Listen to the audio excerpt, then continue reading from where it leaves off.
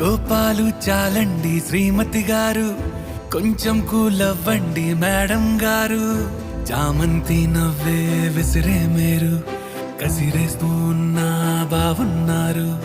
సరదాగా సాగే సమయంలోన మరిచిపోతే బాధ కబురు.